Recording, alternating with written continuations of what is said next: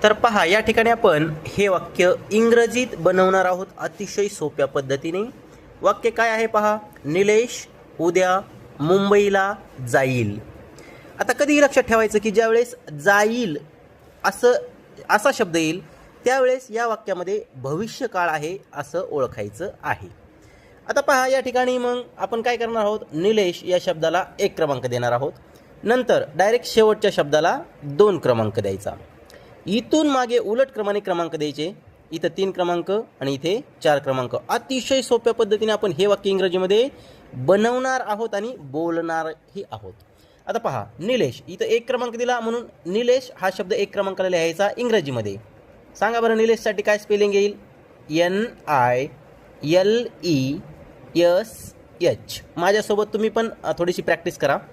आता 2 क्रमांक आहे जाईल. कधी लक्षात ठेवायचं, भविष्यकाळ असेल तर इथे अगोदर विल घ्यायचं. काय घ्यायचं, विल घ्यायचं. मग जाईल, जाणे म्हणजे गो, लक्षात ठेवा. आणि विल गो म्हणजे जाईल. कधीही ही गोष्ट लक्षात ठेवायची. तर मुंबईला 3 नंबर आहे. मुंबईला फक्त मुंबई असतं तर मुंबई लिहिलं असतं, परंतु मुंबईला असल्यामुळे टू मुंबई. कधी लक्षात ठेवा, टू मुंबई, मुंबई. आणि 4 क्रमांकाचा शब्द आहे उद्या. तर उद्यासाठी काय म्हणतो आपण, टुमारो. TOMORROW.